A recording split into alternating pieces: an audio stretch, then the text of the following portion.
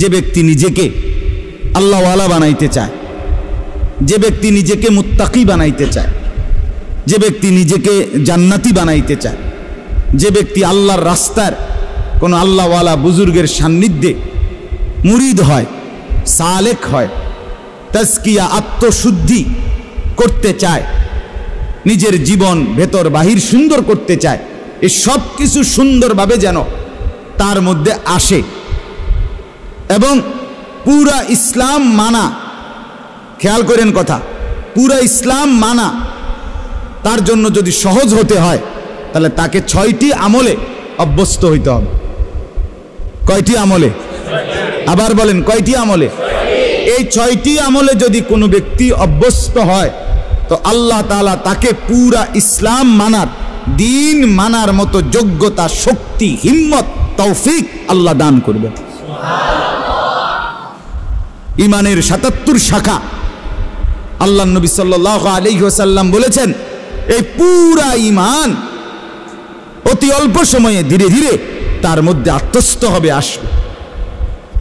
হযরতের মূল ফিকির এটা। এই 1 সপ্তাহ খানকায় উনি এটা বুঝাইছেন যে আমার ফিকির সারা পৃথিবীর মুসলমান যদি প্রকৃত অর্থে দিনদার হইতে হয় তাইলে ঈমানের 77 শাখা মানে পুরা ঈমান, ইসলামের সবগুলো অংশ নিজের মধ্যে আনতে হবে, নিজের মধ্যে বাস্তবায়ন করতে হবে, তাইলেই সে পরিপূর্ণ দিনদার। কথা বোঝেন নাই আপনি? একটা লোক তো নামাজ পড়ে মাশাআল্লাহ, কিন্তু উনি মসজিদ থেকে বের হয়ে দোকানে গিয়ে সুদের লেনদেন করে, ওজনে কম দেয়, ধোকা দেয়, মালটার গুণাগুণ মিথ্যা বলে, এই লোকটা কি পরিপূর্ণ দিনদার? একটা তো আছে মাশাআল্লাহ, কিন্তু ওইটা তো নাই, ওইটা তো নাই। একজন নারী নামাজ তো পড়ে কিন্তু পর্দা তো করে না। একজন পুরুষ ছেলে মেয়ের খাদ্য খাবারের খরচ তো করে, কিন্তু তাদের জন্য টেলিভিশন, নাচ গান এটা দেখার জন্য ব্যবস্থা করে। তো একদিকে দিনদার একটা মানে তো আরো 10টা মানে না, তো এই লোকটা কি পরিপূর্ণ দিনদার হইল? এই হযরত বলেন ঈমানের 77 শাখা, এই সবগুলো শাখায় যে সমানভাবে মানে আমলে অভ্যস্ত হবে তাকেই বলা হবে পরিপূর্ণ দিনদার। তার জন্যই জান্নাত, তার জন্যই জাহান্নামের মুক্তি। সাহাবায়ে কেরাম ইসলাম মানছে কয়টা, ছাড়ছে কয়টা? কথা কয় না। মানছে কয়টা, ছাড়ছে কয়টা? আউলিয়ায়ে কেরাম, যাদেরকে আমরা আউলিয়া বলি, বুজুর্গ বলি, পীর মাশায়েখ বলি, তারা মানছে কয়টা, ছাড়ছে কয়টা? সব মানছে, সব মানছে।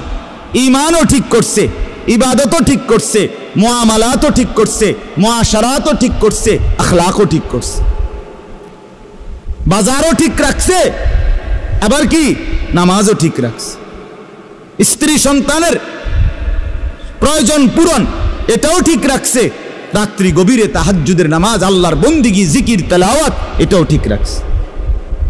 এজন্য পূর্ণ ঈমানদার হওয়া চাই, পূর্ণ দিনদার হওয়া চাই। আমি বাপ কত সময় আপনারা আমার মুখে শুনছেন এই কথাটা, আমি প্রায় বলি যে ও আল্লাহর বান্দারা, বাবা, চাচা, মুরব্বীরা অনেকেই বলে এখন আর বয়স শেষ, 60-70 বছর হয়ে গেছে, ছেলে ফেলে যায়, মোটামুটি লাইন ফাইন করছি, অন আল্লাহ আল্লাহ করে কোনো রকম মরে গেলে হয়েছে, মরলেই হয়েছে, কবরে যাওয়ানোর বাকি আর না। আমি সবসময় বলি যে বাপ, কোনো রকম কবরে যাইয়েন না, কোনো রকম প্রয়োজনে চেষ্টা করেন আর কিছুদিন বেঁচে থাকতে। চান যে দুনিয়া থাকতে পারেননি, প্রয়োজনে জিফুত্রে বলেন যে টাঙ্গাইয়া তুই তো কোনানে আমনে রে, যাতে আপনি না মরেন। কারণ কোন রকমে মরলে বিপদ আছে, কোন রকম বাঁচলে তারপরেও যাই পারেন আপেল মালটা আরো কিছু খাইতেন পারবেন, কিন্তু কোন রকম মরলে ফেরেশতার ফিরায় কবরে আপনি থাকতে পারতেন না। ঠিক কিনা বলেন না কেন? আল্লাহ কি আপনারে আমারে কোন রকম কবরে যাইতে কইছে? তো আপনি দি কোন রকম যাওয়ানোর লাইন ধরছেন। ওয়ালা তামুতুন্না ইল্লা ওয়া আনতুম মুসলিমুন, এর মানে কি পূর্ণ মুসলমান না হয়ে মৃত্যুবরণ করো না। তা আপনি দি কোন রকম রব্বুল আলামিন বলেন, ইয়া আইয়ুহাল্লাযীনা আমানু দুখুলু ফিস-সিলমি কাফা, হে ঈমানদার মুমিন, পুরাপুরি ইসলামের মধ্যে পরিপূর্ণভাবে প্রবেশ করো।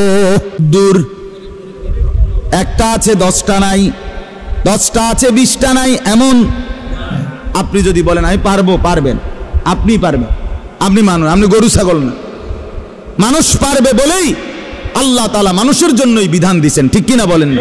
ফেরেশতাদেরকে বলছেন আমি জানি যা তোরা জানোস না তা, আমি বুঝাই বানাইছি মানুষ, আমি পারবে সে আমার হুকুম মানতে পারবে, আমার দ্বীন গ্রহণ করতে পারবে, আমার শরীয়ত নিতে পারবে, আমার বিধান তারা পালন করতে পারবে, এই যোগ্যতা দিয়েই আমি মানুষ বানাইছি।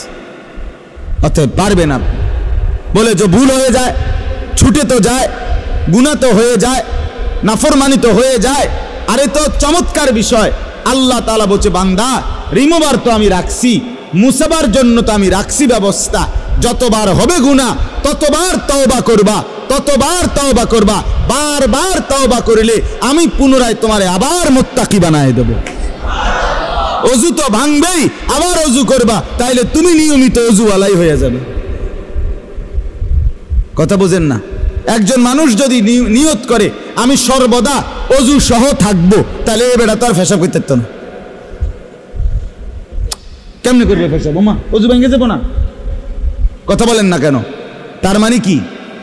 তার মানে কি বলেন? সাহাবীদের জীবনীতে আছে, আউলিয়াদের জীবনীতে আছে, তিনি সর্বদাই অজু অবস্থায় থাকতেন, তার মানে পেশাব করতেন না, নাপাক হতেন না ওনারা, আবার করে নিতেন অজু। যিনি বারবার অজু ভাঙলেই আবার পুনরায় অজু করে নেয়, তারে কি বলে না অজু ভাঙছে এটা বলে না, তারে বলে উনি সর্বদা অজু অবস্থায় আছেন। যে গুনাহ হলেই মাফ চেয়ে নেয়, তওবা করে নেয়, আবার ছেড়ে দেয়, আর করবে না ওয়াদা দেয়, আবার চেষ্টা করে গুনাহ আর করব না। আল্লাহ তাআলা বলে তুমি মুত্তাকি থাকবা, তুমি আল্লাহওয়ালাই থাকবা, তুমি জান্নাতি হইবা। তো আর সমস্যা কি? তো আর সমস্যা কি? 1000বারও যদি তওবা ভেঙে যায় আবার করো, আবার ফিরো। এজন্য বাপ আমরা প্রত্যেকেই পুরা দিন মানতে হবে, ইমানের 77 শাখা সবগুলো মানতে হবে, পুরা দিনদার হইতে হবে। আর এর জন্য বিশেষ শক্তি সঞ্চয়ের জন্য শরীরের মধ্যে ভিটামিন শক্তি আনয়নের জন্য 6টা জিনিস লাগবে। 1 নাম্বার, এই 10 আয়াতের আলোকে বলতেছি, 1 নাম্বার হলো কিয়ামুল লাইল, তাহাজ্জুদ নামাজ, রাত্রিকালীন নামাজে অভ্যস্ত হইতে হবে। যে ব্যক্তি তাহাজ্জুদ নামাজে অভ্যস্ত হবে, রাতের প্রথম অংশে হোক, রাতের মাঝখানের অংশে হোক, রাতের শেষাংশে হোক, তাহাজ্জুদের নামাজে যে অভ্যস্ত, আল্লাহ তাআলা তার কলজার ভিতরে অসাধারণ শক্তি এবং পাওয়ার দান করে, ফলে সে নেক আমলে অভ্যস্ত হয়, গুনাহ ছাড়তে তার জন্য সহজ হয়। আলাইকুম বিকিয়ামিল লাইল ফাইন্নাহু দা'বুস সালিহিনা ক্বাবলাকুম ওয়া হুয়া কুরবাতুন লাকুম ইলা রাব্বিকুম ওয়া মুকাফফিরাতুন লিস-সাইয়্যাত ওয়া মানহাতুন আনিল ইসম। আল্লাহর নবী বলেন সব সময় আমার উম্মত তাহাজ্জুদ নামাজ পড়িও। আল্লাহর নবী বলেন কেন? যেহেতু এটা আমার আগে আদম থেকে নিয়ে যত নেককার মানুষ ছিলেন প্রত্যেকের আমল ছিল।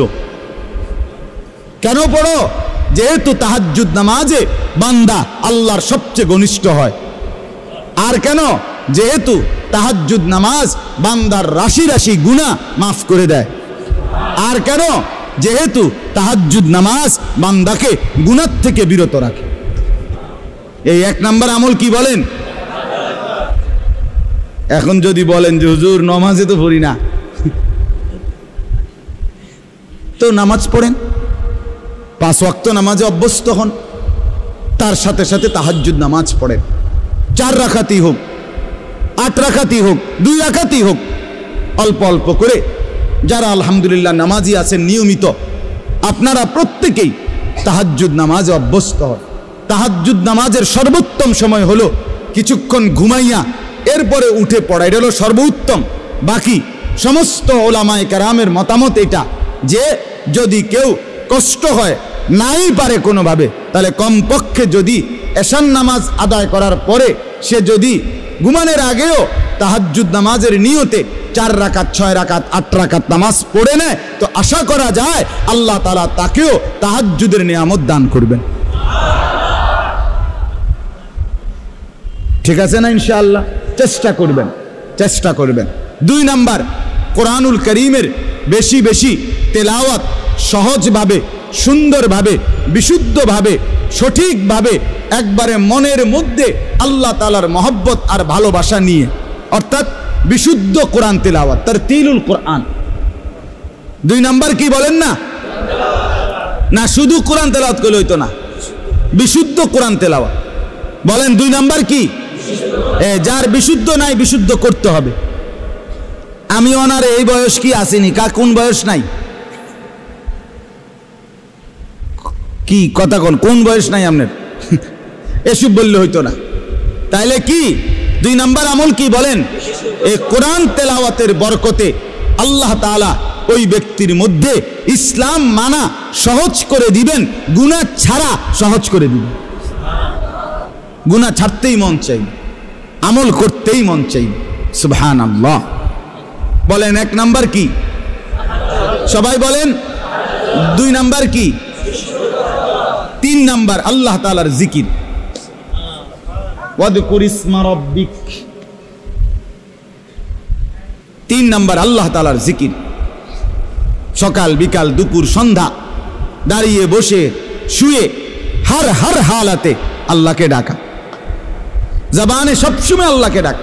সুবহানাল্লাহ, আলহামদুলিল্লাহ, আল্লাহু আকবার, লা ইলাহা ইল্লাল্লাহ, সুবহানাল্লাহ, আলহামদুলিল্লাহ, আল্লাহু আকবার, লা ইলাহা ইল্লাল্লাহ, সুবহানাল্লাহ, আলহামদুলিল্লাহ, আল্লাহু আকবার, লা ইলাহা ইল্লাল্লাহ, আস্তাগফিরুল্লাহ, আস্তাগফিরুল্লাহ, আস্তাগফিরুল্লাহ, আস্তাগফিরুল্লাহ, আস্তাগফিরুল্লাহ, আস্তাগফিরুল্লাহ, সাল্লাল্লাহু আলাইহি ওয়াসাল্লাম, সাল্লাল্লাহু আলাইহি ওয়াসাল্লাম, সাল্লাল্লাহু আলাইহি ওয়াসাল্লাম, সাল্লাল্লাহু আলাইহি ওয়াসাল্লাম।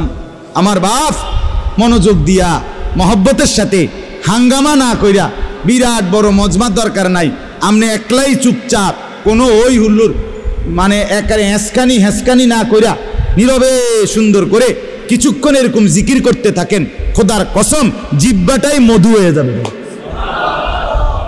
জবান শিরি হয়ে যাবে, মধু হয়ে যাবে, মধু, কলিজা আলোকিত হয়ে যাবে। কিছুক্ষণ পরে অনুভব হবে দিল আমার নূরানি হয়ে গেছে, আলোকিত হয়ে গেছে, দিল শান্ত হয়ে যাবে, পেরেশানি দূর হয়ে যাবে। তাহলে 1 নাম্বার কি বলেন? 2 নাম্বার কি? বিশুদ্ধ কোরআন তেলাওয়াত। 3 নাম্বার কি? জিকির। আল্লাহ তাআলার জিকির করবেন তো ইনশাআল্লাহ? চেষ্টা করবেন। ছেলেরা বাপ তোমরাও চেষ্টা করো, গাফলতি করো না ভাই, কোরআন পড়তে শেখো, পড়তে শেখো। তুমি মুসলমানের সন্তান, তুমি কোরআন পড়ো ভাইয়া। এই বাংলা, অঙ্ক, ইংরেজি, পদার্থ, জীববিজ্ঞান এগুলো হাসরের ময়দানে জিজ্ঞেস করবেন, তো কোরআন জিজ্ঞেস করবে, কোরআন সুপারিশ করবে। নবীজি বলছে ওইগুলোকে বাদ দেওয়ার কথা বলি না, ওগুলো দুনিয়া চলবে, কিন্তু কোরআন দুনিয়াও চলবে, আখিরাতও চলবে। আল্লাহ নবী সাল্লাল্লাহু আলাইহি সাল্লাম বলেন আসসিয়াম ওয়াল কোরআন ইয়াশফাআন লিল আবদ। রমজানের রোজা আর আল্লাহ তাআলার কোরআন তিলাওয়াত সরাসরি আল্লাহর বান্দার জন্য আল্লাহর কাছে সুপারিশ করবে। রোজা বলবে আল্লাহ দিনটা তারে আমি অভুক্ত রাখছি, আর কোরআন বলবে আল্লাহ রাতটা তারে আমি তেলাওয়াতে ব্যস্ত রাখছি, তারে এখন কেমনে শাস্তি দিবেন? আল্লাহ বলে বাবুরে তোমরা যেহেতু 2 জন 2খানে চাপ দিছ, যাও দিলাম, মাফ করে দিলাম।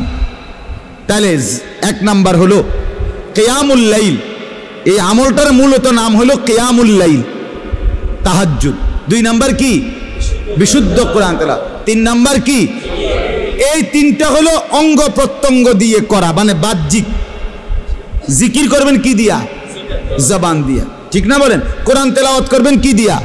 জবান দিয়া। আর তাহাজ্জুদ নামাজ পড়বেন কি দিয়া? পুরা বডি দিয়া, পুরা অঙ্গ দিয়া, নাকি? এটা। আর তিনটা, পরের তিনটা হলো ভিতরে, কলজার ভিতরে থাকতে হবে, ভিতরে থাকবে। 1 নাম্বার মানে 4 নাম্বার, হ্যাঁ, তাবাত্তুল, এটারে বলে তাবাত্তুল। কন্ত তাবাত্তুল, তাবাত্তুল অর্থ হইল সব কিছুর থেকে সম্পর্ক বিচ্ছিন্ন করে হৃদয় মন শুধু আল্লাহর সাথে সম্পর্ক যুক্ত করা। দিল আমার শুধু আল্লাহকে ডাকে, মন আমার শুধু আল্লাহকে ডাকে, ভাবনা আমার শুধু আল্লাহকে নিয়ে, আমার চাওয়া পাওয়া সব আমার আল্লাহর কাছে, আমার আবেগ অনুভূতি সব আমার আল্লাহর কাছে। দুনিয়ার কাছে আমি কিছুই চাই না, যা চাই যা পাবো মনে করি সব আমার আল্লাহর কাছে। অন্তর আল্লাহর সাথে কি করা? সম্পর্কিত। ওয়া তাবাত্তাল ইলাইহি তাবতিলা, তাবাত্তুল। এইটা, এই 4 নাম্বার হলো অন্তরকে আল্লাহর সাথে কি করা? সম্পৃক্ত করা। বলে এটাকে সারাক্ষণ সম্ভব? একটু একটু করে বাড়ান, অল্প অল্প করে বাড়ান, আস্তে আস্তে বাড়ান, আল্লাহ তৌফিক দান করেন। 5 নাম্বার মানে 2 নাম্বার, 5 নাম্বার হলো আল্লাহ তাআলার উপরে সর্বাবস্থায় তাওয়াক্কুল। কার উপরে? তাওয়াক্কুল, ভরসা। ভরসা কার উপরে? রব্বুল মাশরিকি ওয়াল মাগরিব লা ইলাহা ইল্লা হুয়া ফাত্তাখিযহু ওয়াকিলা। এই যে আল্লাহকেই একমাত্র ওকিল, অভিভাবক বা আশা ভরসার কেন্দ্রস্থল শুধুই কাকে বানানো? তাহলে অন্তরে সর্বদা কার উপরে ভরসা করা? 6 নাম্বার সবর করা। অসবির আলা মা ইয়াকুলুন, সর্বাবস্থায় সুখে থাকি দুঃখে থাকি, হ্যাঁ, দিলের মধ্যে থাকবে আমার আল্লাহ আছে, আমি আমার আল্লাহর উপরেই ধৈর্য ধারণ করলাম। তাইলে বলেন তিনটা, পরের তিনটা হইল আল্লাহর সাথে অন্তরকে সম্পর্কিত করা, 2 নাম্বার আল্লাহর উপরেই ভরসা করা, 3 নাম্বার সর্বাবস্থায় কি করা? আরবি নামগুলো কোন? তাবাত্তুল, তাওয়াক্কুল, সবর। তাবাত্তুল, তাওয়াক্কুল, সবর। তাবাত্তুল, তাওয়াক্কুল, সবর। 1 নাম্বার কিয়ামুল লাইল, 2 নাম্বার তারতিলুল কোরআন, 3 নাম্বার জিকির, 4 নাম্বার তাবাত্তুল, 5 নাম্বার তাওয়াক্কুল, 6 নাম্বার সবর। 3টা বাহিরে, 3টা ভিতরে। এই 6টা পুরো ইসলাম না, মানে এই 6টায় অভ্যস্ত হইলে বাকিগুলো আস্তে কান টানলে মাথা আসে, সহজ হয়ে যাবে, সহজ হয়ে যাবে। বিশেষ করে তাহাজ্জুদ নামাজ, বিশেষ করে কোরআন তিলাওয়াত, আল্লাহ তাআলার জিকির, এই 3 আমল যখন চালু থাকবে ধীরে ধীরে মজাই লাগবে, অন্তর নূর হবে, আমল করতেই মন চাইবে, গুনাহ দেখলেই ঘৃণা লাগবে, গুনাহ দেখলেই অপছন্দ লাগবে। আল্লাহ তাআলা আমাদেরকে তৌফিক দান করেন। আমার শায়েখ আল্লামা মুফতি মুশতাকুন নবী সাহেবের একটা সুন্দর কথা শুনাই।